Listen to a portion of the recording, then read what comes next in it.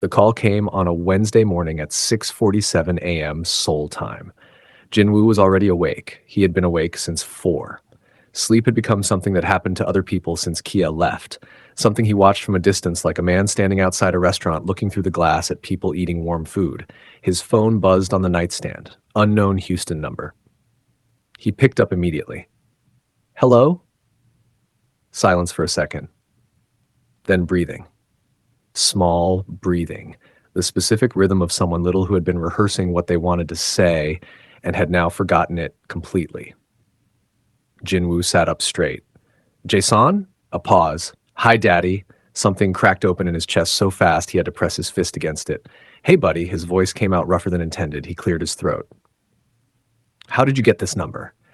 Grandma's book, Isan, Jason said simply. The one by the telephone. Your name is in there in Gray. It says Jinwoo with a little star next to it. Miss Deborah had a star next to his name. He did not know what to do with that information, so he filed it away carefully. Does Grandma know you're calling me? He asked. She's in the shower, Jason said, which was not an answer to the question, but was a very complete answer to the actual situation. Jinwoo almost smiled. And Mama? Work meeting. A pause. Daddy? Daddy? Yes. When are you coming home? 3 seconds of silence. 3 seconds that contained everything. 6 years of marriage, one catastrophic mistake, a forged document, a suitcase thrown across a bedroom floor, a little boy saying bye daddy at a front door while wearing a dinosaur backpack. I'm working on it, Jinwoo said carefully. Jae-sun considered this with the focused patience of a 5-year-old who had heard adult non-answers before and was not particularly impressed by them. You've been working on it for a long time, he said. I know, buddy. Miss Patterson at school says when something is taking too long, you should just do it. Miss Patterson sounds very smart. She gives out gold stars, Jason confirmed. Daddy, I think you should just come. Grandma made the good chicken yesterday and there was extra. Jinwoo pressed his hand over his mouth. I'm going to come, he said. Very soon, I promise. Okay. Satisfied. Simple. The way children accept promises because they haven't yet learned that adults sometimes don't keep them. Daddy? Yes. I still have your picture, the one from Mama's drawer. I keep it under my pillow. Jinwoo said nothing for a moment. Which picture? He managed. The beach one. You're laughing. Mama took it. A small pause. You look nice when you laugh, Daddy. You should do it more. Jinwoo stood up from the bed, walked to the window.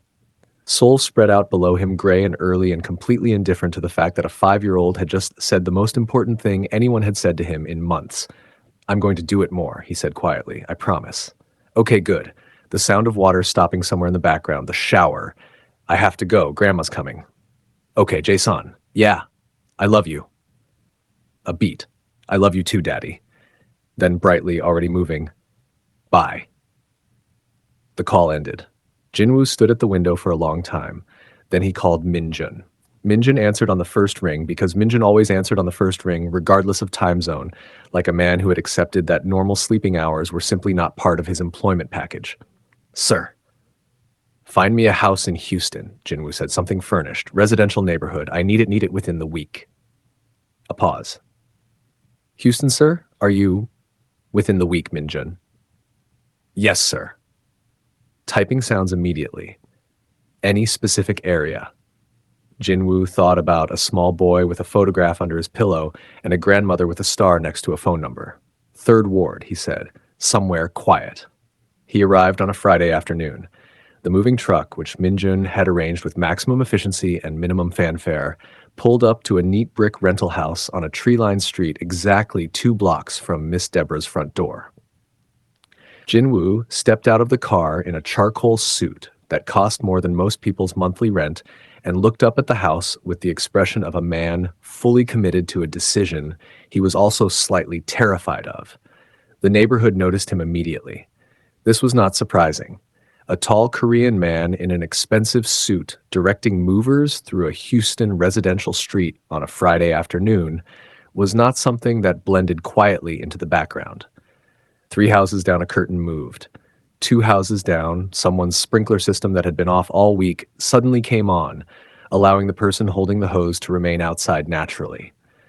Directly across the street, a woman was sitting on her porch with a glass of something cold, oversized sunglasses, and the relaxed posture of someone who had absolutely nowhere to be and no intention of pretending otherwise. Miss Patricia, light-skinned, Houston-born, somewhere in her early 50s, but carrying it like it was a choice she made deliberately every morning. She watched Jinwoo direct the movers with the focused attention of a woman cataloging information she fully intended to use later. Jinwoo looked up and caught her watching. He nodded politely. She did not nod back. She simply lifted her glass slightly in acknowledgement, the way people do when they want you to know they see you without committing to an opinion about you yet. Minjun appeared at Jinwoo's elbow. "Sir, the bedroom furniture goes upstairs first, or—" "Upstairs first," Jinwoo said without looking away from the house. Miss Patricia pulled out her phone. She called someone. Jinwoo couldn't hear what she said, but he watched her lips move and watched her eyes stay on him the entire time, and watched a slow smile spread across her face that suggested the conversation was very interesting indeed. He had been in Houston for 11 minutes. He strongly suspected the entire neighborhood would know his full name, approximate net worth, and reason for being there before the moving truck left. He was correct. By 6 p.m., Miss Deborah had received 4 separate phone calls. She answered the first one, listened for 30 seconds, said, and hung up. She let the next 3 go to voicemail. Then she walked to her kitchen window and looked in the general direction of the street where a certain someone had just moved 2 blocks away and stood there for a moment with her arms folded and an expression that was impossible to read. Jae-son wandered in dragging his bear. "Grandma, what are you looking at?" "Nothing," Miss Deborah said. Jae-son looked out the window too, saw nothing remarkable, looked back at his grandmother. "Can I have a snack?" "Yes, you can," Miss Deborah said. She turned from the window and opened the refrigerator. "And Jae-son?" "Yes, ma'am." She handed him an apple and looked at him with the specific expression she used when she was saying something with more than one layer. "Did you call your daddy this morning from Grandma's book?" Jae-son took the apple. He looked at it, looked at her. "Miss Patterson says honesty is the best policy," he said carefully. Miss Deborah looked at him for a long moment. "She does, huh? She gives gold stars for it." Miss Deborah turned back to the counter. "Go watch your cartoons." Jae-son shuffled out with his apple and his bear, completely unbothered. Miss Deborah stood at the counter alone, and for just a moment, brief, unguarded when nobody was watching, the corner of her mouth moved. Not quite a smile, but close. If you enjoyed part 1, stay stunned, like, subscribe, and comment, because you are not going to believe what's going to happen next. Mrs. Sung Myung-ja landed at Houston George Bush Intercontinental on a Tuesday morning looking like a woman who had flown first class, slept the entire flight, and still managed to disapprove of everything she saw through the airplane window on the way down.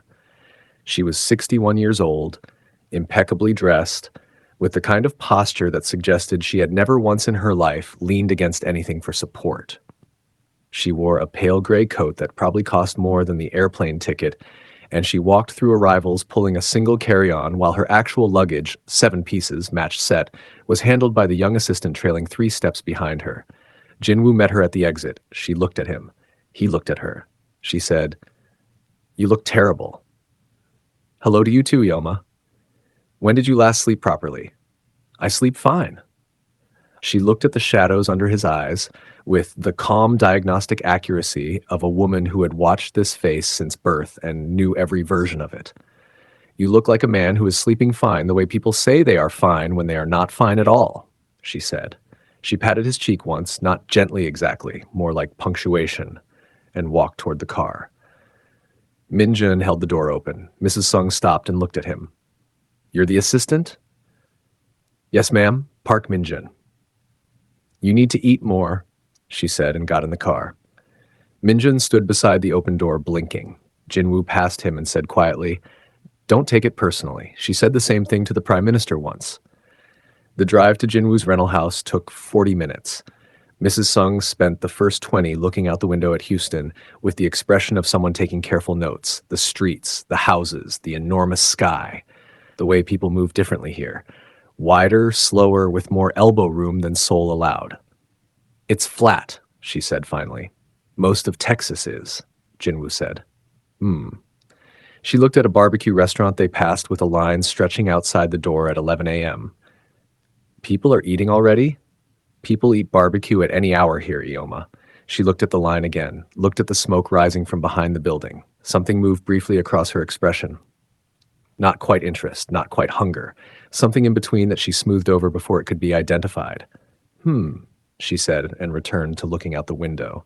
At minute 30, she said, "Where does Kia live?" Jinwoo kept his eyes on the road. 2 streets from my house. Silence. You moved 2 streets from your estranged wife. I moved 2 streets away from my son. Mrs. Sung turned to look at him directly. He felt it without looking at her. Jinwoo. Ioma? I am not here to argue with you, she said firmly.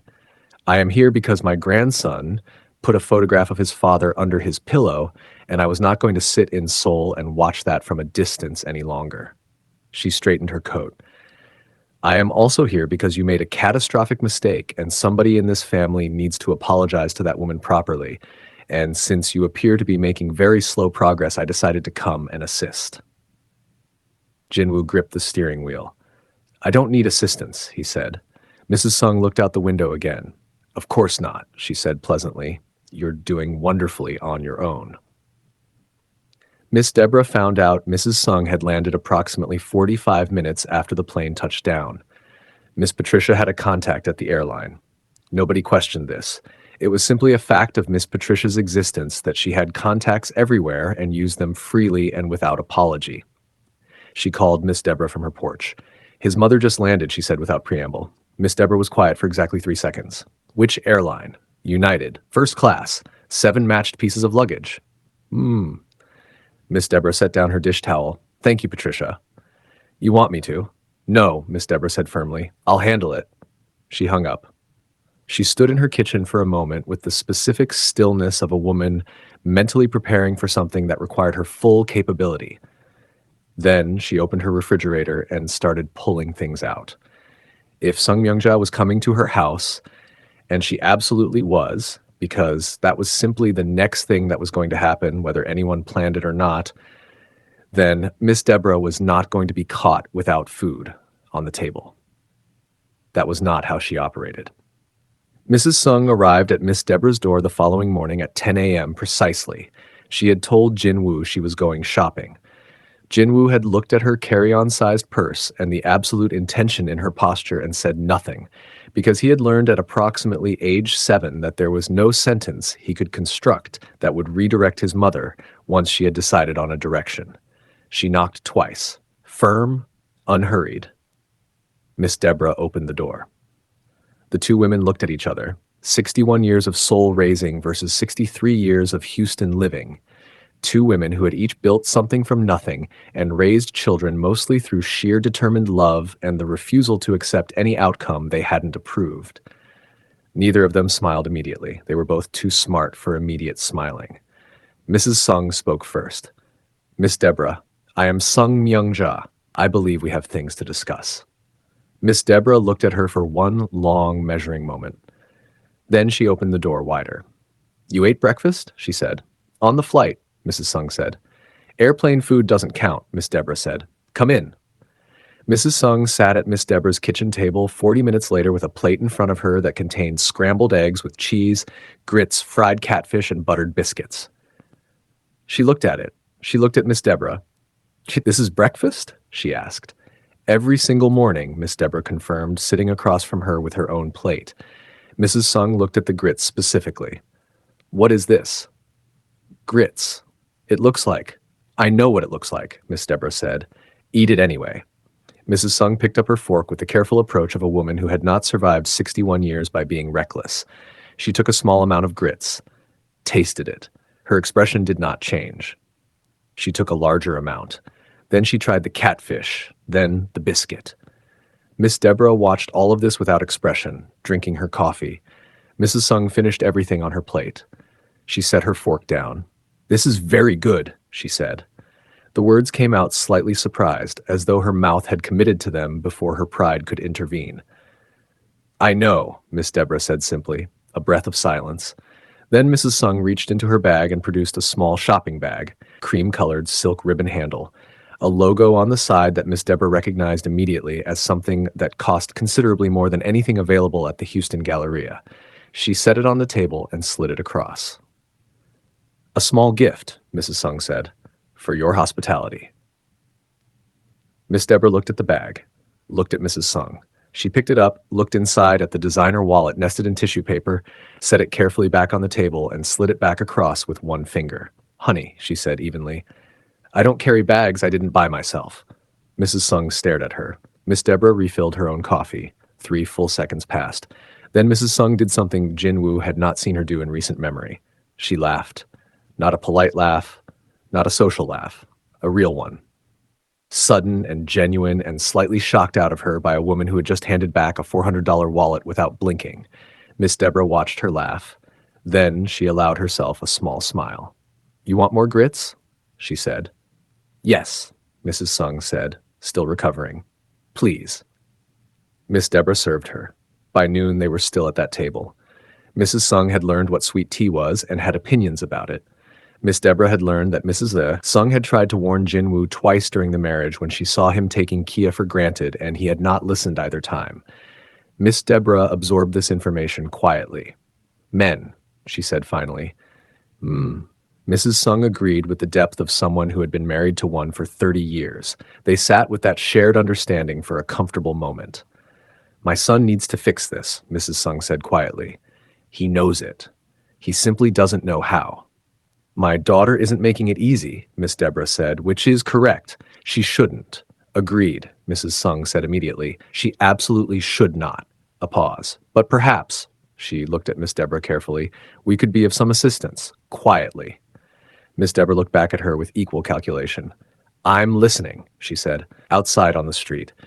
Jason was riding his bicycle in the driveway, completely unaware that 2 of the most dangerous women in his immediate universe had just formed an alliance over grits and a returned designer wallet. The neighborhood had no idea what was coming, neither did Kia. Neither did Jinwoo. Nobody told Kia about the alliance. This was intentional. Miss Deborah and Mrs. Sung had agreed at that kitchen table over second helpings of grits that their involvement would remain completely invisible. No fingerprints. No evidence. Just 2 mothers quietly arranging the temperature of a room and letting their children believe everything happening was entirely coincidental. They were terrifying. They were also very good at it. The school play situation started on a Monday. Jason came home from kindergarten with a crumpled yellow flyer stuffed so deep into his dinosaur backpack it had achieved the texture of something that had been through a washing machine. He pulled it out at the kitchen table while eating his after-school snack and slid it toward Miss Deborah without looking up from his apple juice. Miss Deborah smoothed it out. Houston Early Learning Academy, Annual Spring Showcase. Animals of the World, Friday, 6 p.m. Families welcome. She looked at Jason. He was drinking his juice with the focused innocence of a child who had absolutely thought this through. "Jason," she said. "Does Mama know about this?" "I gave her one," he said. "And?" "She said she'll be there." He finished his juice. "I gave Daddy one too." Miss Deborah set the flyer down very carefully. "When did you give Daddy one?" "When he came to say hi on Saturday." Completely casual. Like Jin Woo stopping by on Saturday was an established routine that adults were simply behind on. "He lives close now, Grandma. It's not far." Miss Deborah looked at this child. This small, brilliant, deeply strategic 5-year-old who had inherited his mother's unbothered composure and his father's absolute determination and combined them into something uniquely and specifically dangerous. "What animal are you playing?" she asked. He stood up from the table and stretched his arms wide. "An eagle," he announced. "An eagle. The biggest one." He grabbed his backpack. "I have wings, Grandma, real ones. Miss Patterson made them." He disappeared down the hallway. Miss Deborah sat at the table. She picked up her phone and sent one text. To Mrs. Sung, Friday at 6. The boy invited both of them. Same event. Mrs. Sung replied in 4 seconds. Friday arrived with the specific chaos of any event involving 30 kindergartners in animal costumes and parents who had underestimated parking. Kia walked into Houston Early Learning Academy at 5:58 p.m. in a camel blazer and dark jeans. Rachel Yoon beside her because Rachel had demanded to see Jason be an eagle, and Kia had not had the energy to argue. The auditorium was already filling. Rows of folding chairs, handmade decorations covering every wall, a banner above the stage that said Animals of the World in letters that had clearly been painted by the children themselves with enormous creative freedom and no particular concern for uniformity. Kia loved it immediately. A young teacher with a clipboard and the optimistic energy of someone who had not yet been defeated by the evening appeared at her elbow. Parent of? Jason Sung, Kia said. The teacher's face lit up. Oh, Jason, the eagle. He has been so excited all week. She scanned her clipboard. We have you seated in row 3. We grouped families together so the children could find their people easily. She gestured toward the row. Right this way. Kia followed her. Rachel followed Kia. They reached row 3.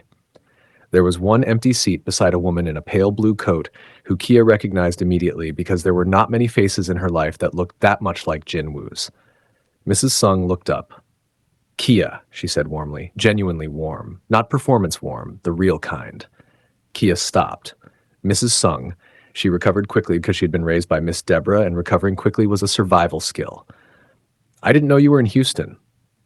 I came to see my grandson, Mrs. Sung said simply. She gestured at the empty seat beside her. Please. Kia sat. Rachel sat on Kia's other side and immediately became very interested in her phone because Rachel Yoon had excellent social awareness and understood that her role in this specific moment was to be invisible. The seat on Mrs. Sung's other side was empty. Kia looked at it. She looked at Mrs. Sung. Mrs. Sung looked at the stage with serene concentration. Jinwoo arrived at 6:02. Kia heard him before she saw him. The slight stir near the auditorium entrance, the way a room subtly reorganized itself around someone who carried that particular frequency of presence. She kept her eyes forward. He found row 3. He found the empty seat. He found Kia sitting 2 seats away from it, with her eyes fixed on the stage banner with the focus of someone reading the most interesting thing ever written. He sat down. The teacher with the clipboard materialized instantly. Oh, wonderful, the whole family is here. Jason is going to be so happy. She disappeared before anyone could respond to that. Rachel made a sound beside Kia that she converted into a cough with impressive speed. The silence between Kia and Jinwoo occupied the 2 seats between them like a physical presence. Mrs. Sung sat between them looking at the stage completely unbothered. The decorations are wonderful, she said to nobody in particular. Nobody responded. Very creative children, she continued pleasantly. Still nothing. She picked up the printed program from her lap and read it with apparent fascination. Jinwoo leaned forward slightly to look past his mother. Kia, he said quietly. She turned and looked at him with the calm, measured expression she had perfected over the past weeks, the one that gave nothing away for free. Jinwoo, she said. And then the lights went down and 30 kindergartners in animal costumes exploded onto the stage and the entire auditorium erupted, and the conversation ended before it could become one. Jason was the 4th animal out. He walked onto that stage in his eagle costume, wings spanning impressively, gold headband with a beak attached sitting slightly sideways on his head, and immediately located his family in row 3 with the laser accuracy of a child who had been scanning for specific faces. He found Miss Deborah first. She had arrived early and taken the end seat and was already recording on her phone held up at full extension. He found Mrs. Sung. His face broke open. He found his mother. Bigger. He found his father. He stopped walking entirely for approximately 2 seconds, which caused the penguin behind him to walk directly into his wings. Then he collected himself, stood up straighter, spread those wings as wide as they would go, and walked to his spot on the stage with the dignity of a child who had decided that this moment was going to be everything he planned, and minor structural collisions were irrelevant. Rachel whispered to Kia, "He is the most dramatic child I have ever seen." "He gets it from his father," Kia whispered back without thinking. Jinwoo heard it. Something shifted in his expression. Not quite a smile, not quite pain, something that lived exactly between the two. The play lasted 40 minutes. Jason delivered his 2 lines with the commitment of someone performing at a much larger venue. When it ended and the children took their bow, he found row 3 again and waved with his entire body, both wings, full enthusiasm, no restraint. The auditorium clapped. Miss Deborah wiped one eye behind her phone. Mrs. Sung straightened her coat and applauded with great composure and completely wet eyes that she absolutely was not acknowledging. Kia clapped and smiled the real smile, the Jeju Island unguarded one, and for just a moment she forgot to be careful. Jinwoo watched her face. He looked at his son on that stage with his sideways beak and his enormous wings.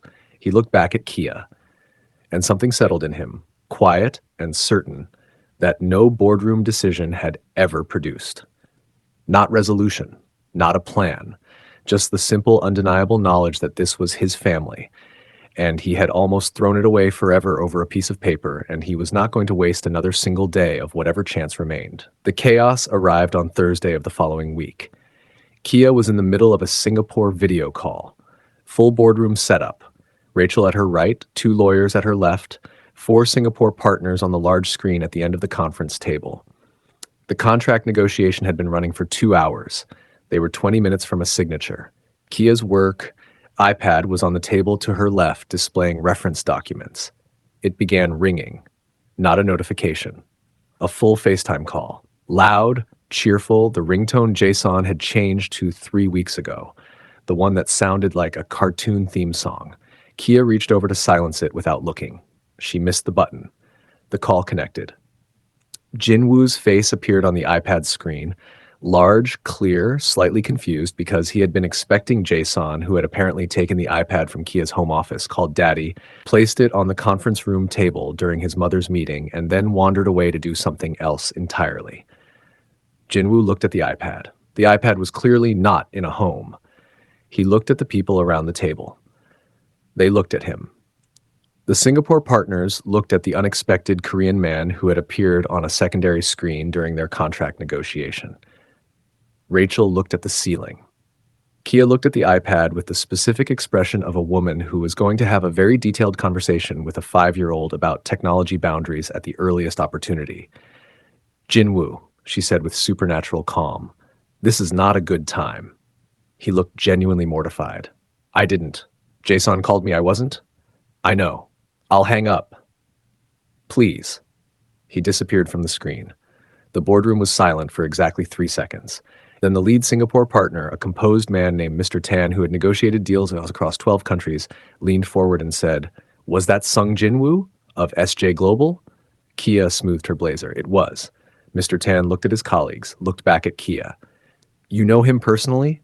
He's my husband, Kia said without elaboration. Mr. Tan nodded slowly with the expression of a man updating several calculations simultaneously. Impressive network, he said. Rachel made the cough sound again. Kia picked up her pen. Shall we continue, gentlemen? They continued. They got the signature. Afterward, Rachel walked beside Kia down the corridor and was quiet for exactly 10 steps. Then she said, Jason just accidentally made Jinwoo look like a powerful personal connection in front of Singapore. I know, Kia said. That child is running a whole operation. I know, Kia said again. He's 5. Rachel, I'm just saying. I know what you're saying. Kia pushed through the exit door into the afternoon sunshine. I'm getting a passcode on that iPad tonight. Rachel followed her out laughing. 2 streets away in his rental house, Jinwoo sat on his couch, staring at his phone, replaying the last 4 minutes of his life, and trying to identify the exact moment a kindergartner had turned him into a surprise guest at an international business negotiation. He looked up at the ceiling. Jason, he said to the empty room, as if the boy could hear him. Somewhere across Houston, in Miss Deborah's living room, watching cartoons completely unbothered, Jason ate his afternoon snack and turned up the volume. The envelope arrived on a Tuesday. No return address. Cream-colored. Thick paper. The kind of deliberate presentation that announced itself as something that required attention before it was even opened. Kia's assistant placed it on her desk at Healthbridge Solutions between a contract amendment and a Singapore follow-up brief. No explanation. It had simply appeared in the morning mail with her name typed precisely on the front. Kia looked at it for a long moment before touching it. The last time an envelope like this had arrived in her life, it had taken her marriage apart in 48 hours. She picked up her phone and called Beverly. I have something on my desk, she said. Unmarked envelope, hand-delivered based on the postmark absence. I haven't opened it. Beverly didn't hesitate. Don't. I'm sending someone to collect it within the hour. Don't touch it again and don't let anyone in your office until they arrive. Kia set the phone down. She looked at the envelope from across her desk like it was a living thing. It took 50 minutes for Beverly's courier to arrive. During those 50 minutes, Kia ran 2 calls, reviewed a contract amendment, and did not look at the envelope 14 times. Agent Dana Cole called at 4 p.m. The envelope contained a photograph, she said without preamble. You, leaving your office building last Wednesday at 7:15 p.m., alone. A pause that carried weight. There's a note on the back. It says, and I'm reading directly, you talked too much, we're watching. The office felt smaller suddenly. Kwan's network, Kia said. We believe so. Kwan is awaiting trial, but his organization didn't dissolve when he was arrested. There are people who built their livelihoods inside that fraud structure, and they know you were the one who walked federal investigators through how it worked. Agent Cole's voice was measured, calm. The kind of calm that was professional rather than reassuring. This is an intimidation move. They want you to be nervous. They want you to reconsider testifying. I'm testifying, Kia said immediately. I know, but we're escalating your security detail regardless. A brief pause. Miss Washington Sung, I need you to tell me your regular weekly movements, where Jason goes, his school schedule, anyone who has regular access to your home. Kia was quiet for a moment. My mother, she said, my son, Rachel, my lawyer. She paused, and apparently my estranged husband has moved 2 streets away. A longer pause from Agent Cole. Sung Jinwoo is in Houston for the past 2 weeks. Another pause. Is he aware of the intimidation concern? Not yet. He needs to be. Agent Cole said firmly. If someone is watching your movements, they will have noted his proximity. That makes him adjacent to this situation, whether either of you planned it. A breath. Tell him today. She told him through Haon. Specifically, she texted Haon. Tell your brother federal investigators are escalating my security. Someone from Kwan's network is watching me. He should be aware since he's nearby. Haon read the text. She walked directly across to Jinwoo's rental house and knocked. He opened the door, eating a banana. She showed him the text. He read it. The banana situation ended immediately. She's being watched, he said. Yes. And Jason goes to that school 2 miles away every morning, Haon said. Yes. Jinwoo was already reaching for his phone. He called Director Oh in Seoul and had a conversation in rapid Korean that Haon followed entirely, and that resulted in 4 additional private security personnel being booked on the next flight to Houston. Then he called Agent Cole directly. Agent Cole, to her credit, did not seem surprised that he had her number. Mr. Sung, what do you need from my end, he said. Resources, personnel, anything. Coordinate with my team, Agent Cole said. And Mr. Sung, she doesn't need a hero. She needs the situation managed quietly without adding chaos to her life. Jinwoo was quiet for a beat. Understood, he said. He hung up. Haon looked at him. She told me through you, he said. Not bitterly, observationally. Yes, Haon said, which means she's not ready to call me directly. He set his phone on the counter, but she told me. Haon watched her brother process this. The particular way he held information that mattered, carefully, like something that could break if handled incorrectly. It's something, she said gently. It's something, he agreed. Miss Patricia found out about the security situation in approximately 11 hours.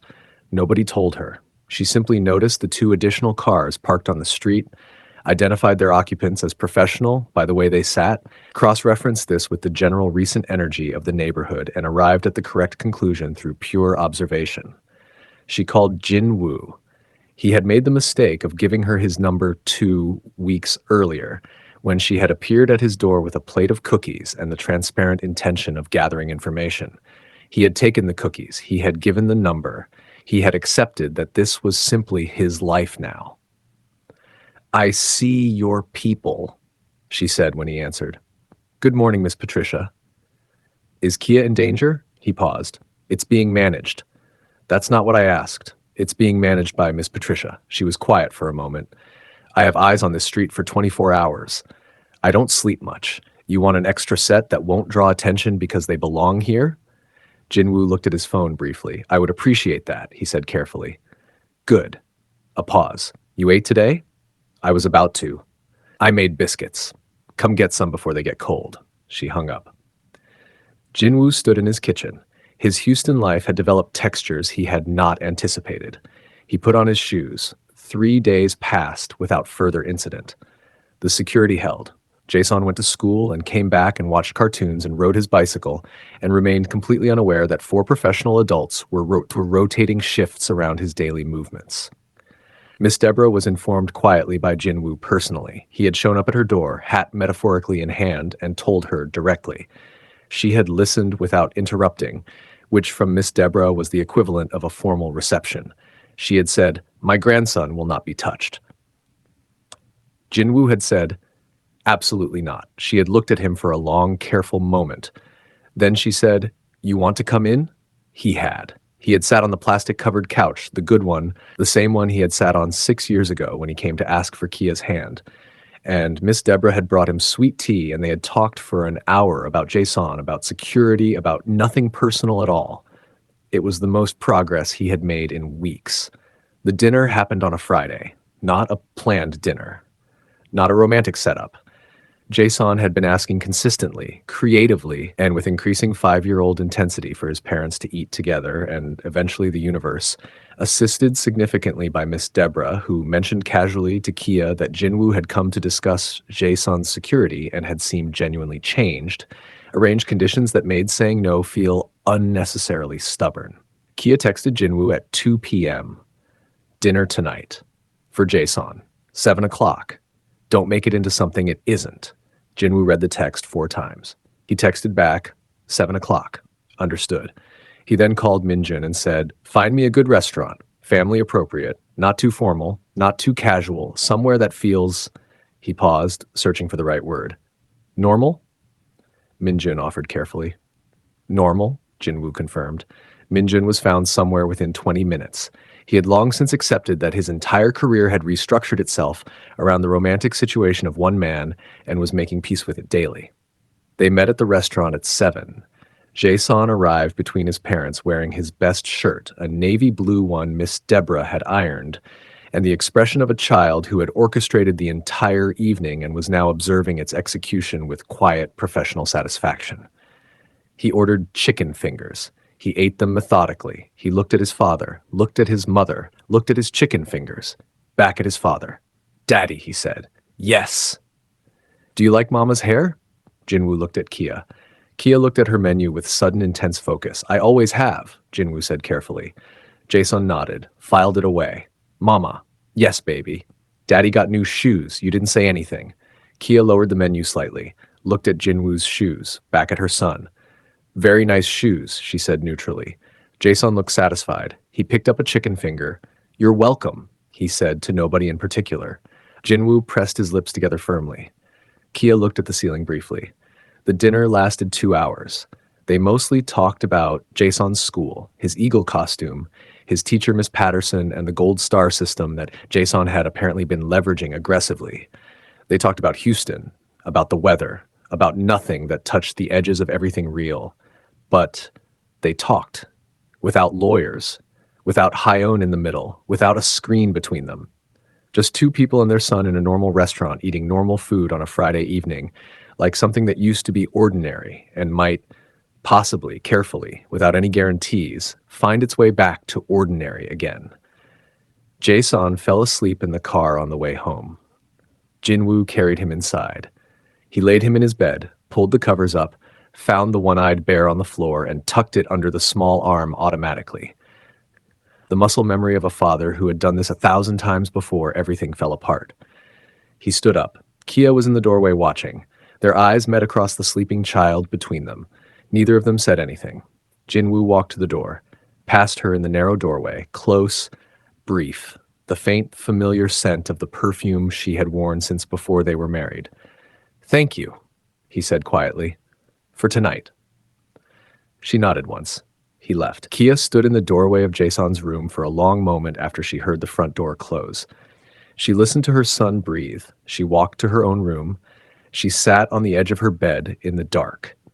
And then, for the first time since a suitcase hit a hallway floor, and she had stood in the ruins of her marriage and said okay with dry eyes and a straight back, she put her face in her hands.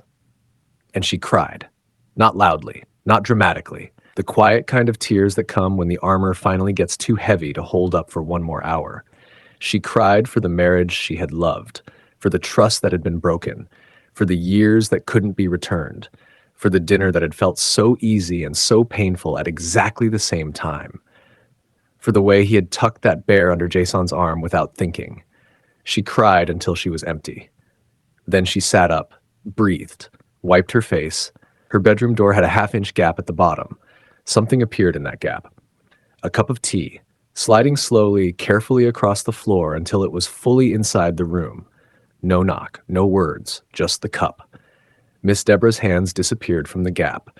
Her footsteps moved softly back down the hallway. Kia looked at the cup on the floor. She got up, picked it up, sat back on the bed. She wrapped both hands around the warmth of it and sat in the dark of her childhood bedroom and drank her mother's tea. Outside the window, Houston was quiet. 2 streets away, a light was still on. She picked up her phone at midnight. She opened her messages. She typed slowly, deliberately, the way people type when every word is chosen with full awareness of what it means. She sent it to Jinwoo. It said, "I think we need couples therapy. Together. Before anything else. I need us to say everything out loud in a room where someone can help us hold it properly. If you're serious about this, that's where we start." She put the phone down. She lay back. She did not wait for a reply because she had said what needed saying and the rest was up to him. Her phone lit up 40 seconds later. One line. "Tell me when and where. I'll be there." She looked at it for a long moment. Then she turned the phone face down, closed her eyes, and for the first time in weeks, she slept. The therapist's name was Dr. Anita Owens. 54 years old, natural silver locks, an office in Midtown Houston that smelled like cedar and had no clock visible from either chair. A deliberate choice, Kia would later realize, because time in that room was supposed to belong entirely to whoever was sitting in it. Beverly had found her. Not because Beverly was a therapist, but because Beverly knew everyone worth knowing in Houston and had specifically requested someone who had experience with high-conflict, high-stakes marriages involving cultural complexity, public profiles, and what Beverly had described on the phone as a significant amount of damage that both parties contributed to in different ways. Dr. Owens had said, "Send them Tuesday." They arrived separately. Kia at 9:58. Jinwoo at 9:59. They had not coordinated this.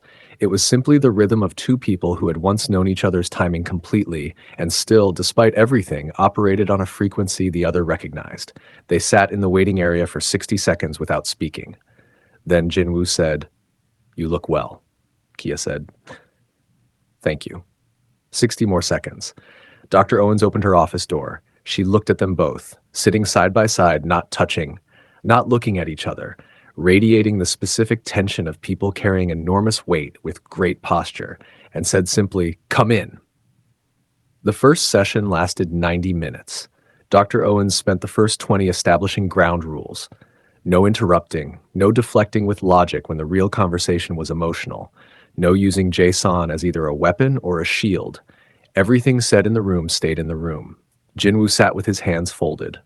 Kia sat with hers in her lap. Dr. Owens looked at Jinwoo first. "Tell me what happened from the beginning, in your own words." Jinwoo talked for 12 minutes. He was precise, organized. He laid out the timeline the way he laid out boardroom presentations. Structured, clear, cause and effect. The envelope, the papers, the flight to Houston. He spoke about his certainty at the time and used words like evidence and reasonable conclusion and based on the information available. Dr. Owens listened without expression. When he finished, she said, "Kia, what did you hear just now?" Kia was quiet for a moment. "I heard someone describe destroying our family like it was a business decision," she said. "Structured, logical, like there was a reasonable process behind it." Her voice was even. What wasn't in that description was the part where he looked at my face, or Jason's face, and chose the paper anyway. Jinwoo's jaw tightened. "I'm not," he started. "You said no interrupting," Kia said to Dr. Owens. "Mr. Sung," Dr. Owens said. He stopped. The room held the silence.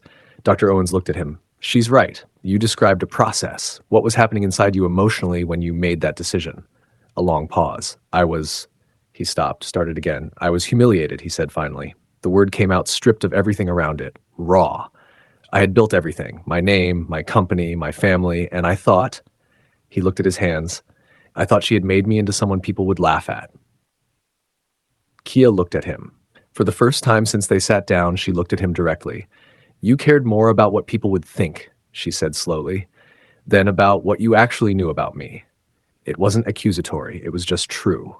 Landing in the room with the quiet weight of something finally named correctly, Jinwoo didn't look away. Yes, he said, that's what I did. The room was very still. Dr. Owens wrote something. Kia, your turn. Tell me what it was like after. Not during, after, when you were alone. Kia looked at her hands. I was fine, she said automatically. Dr. Owens waited. Kia stopped. I kept being fine. I was fine packing, fine signing, fine building the company, fine getting on calls, fine managing the investigation. She paused. I was fine for so long that I forgot I was allowed to not be fine. Her voice shifted slightly, lost one layer of its evenness. And then he had dinner with us, and he tucked Jason in, and he left, and I sat in my room, and She stopped. You cried, Dr. Owen said gently. I cried, Kia confirmed, quietly, like admitting it cost something. Jinwoo looked at her. He opened his mouth, closed it. Dr. Owens looked at him. What do you want to say? I want to say I'm sorry, he said, but I know that's not, he exhaled. I know sorry doesn't reach what I actually did. I know the size of it. He looked at Kia directly. I know I didn't just doubt you. I humiliated you.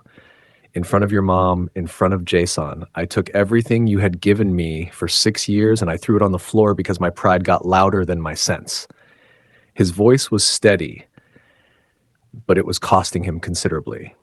And you walked out with your head up and built something extraordinary, and I have been watching that and knowing every single day that it happened because of me, because I pushed you there.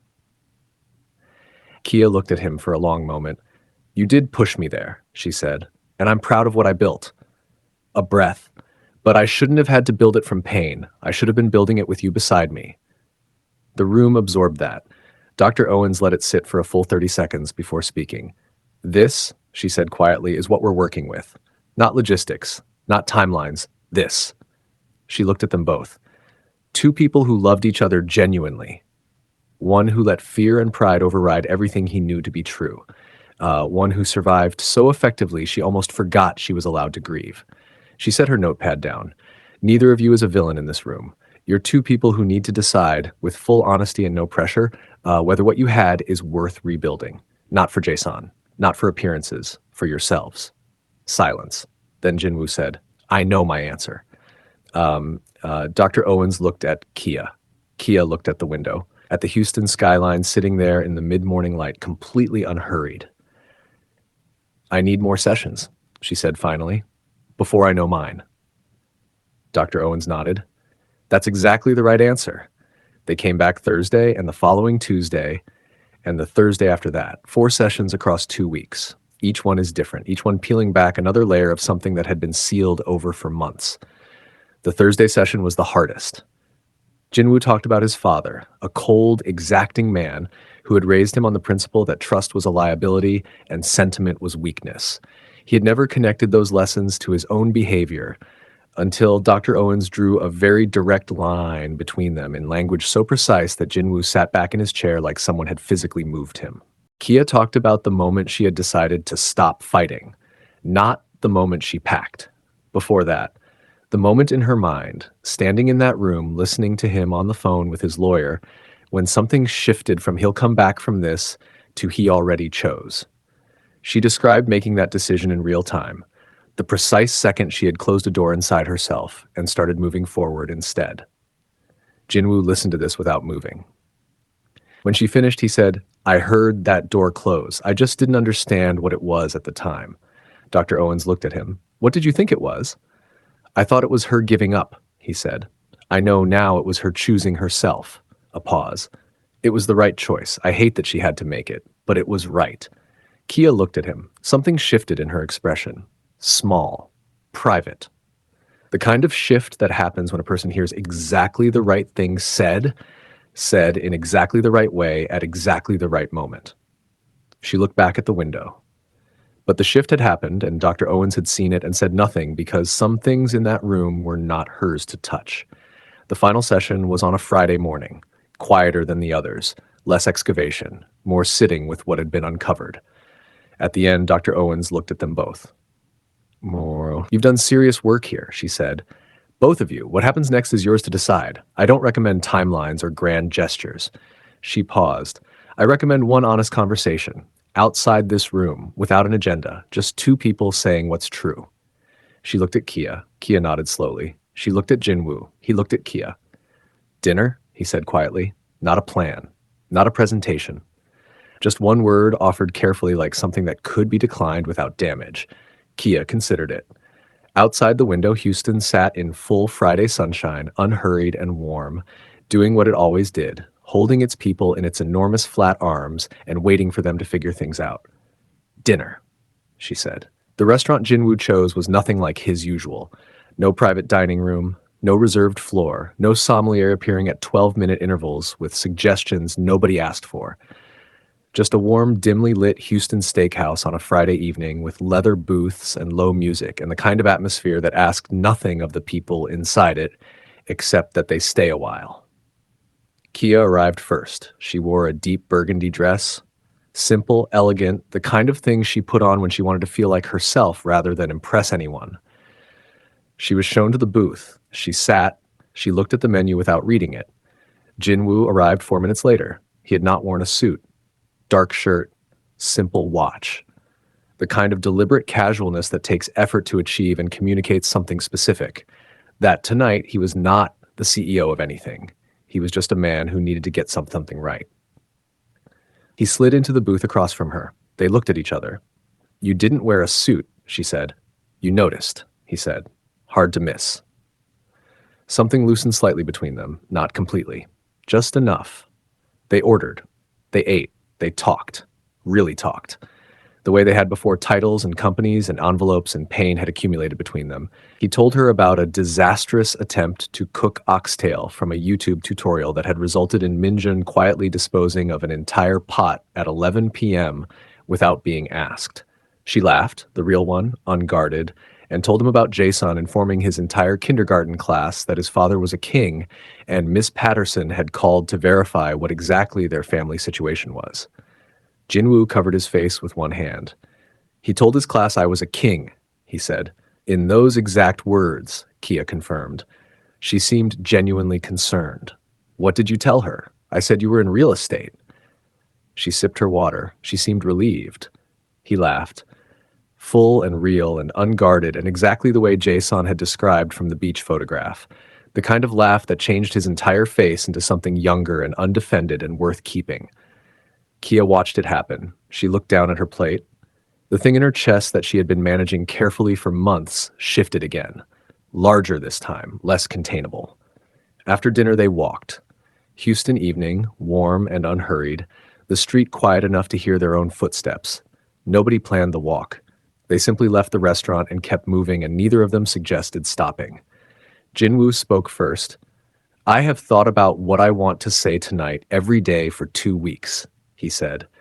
I had it organized, structured, points in the right order. A pause.